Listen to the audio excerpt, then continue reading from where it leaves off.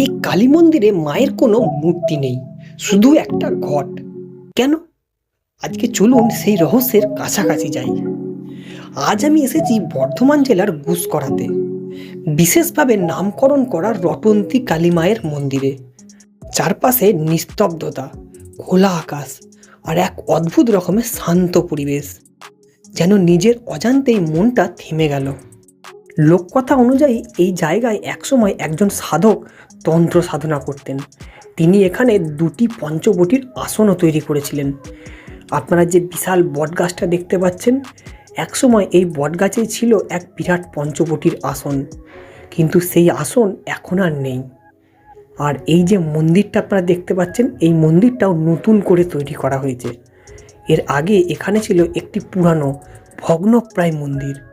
সেই পুরানো মন্দিরের জায়গাটাতেই ছিল আরও একটি পঞ্চবটির আসন। এক পাশে আছে একটা বড় মাঠের মতন খোলা জায়গা। সব মিলিয়ে প্রকৃতির মধ্যে হারিয়ে যাওয়ার মতন একটা পরিবেশ।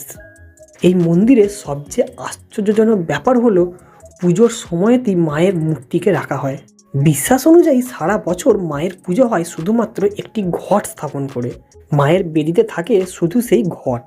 এই জায়গাটা ভয়ের জন্য না, বরং মনকে শান্ত করার জন্য, যেখানে বসে চুপচাপ মা কালীর নাম নিলেই মনটা অনেক হালকা হয়ে যায়।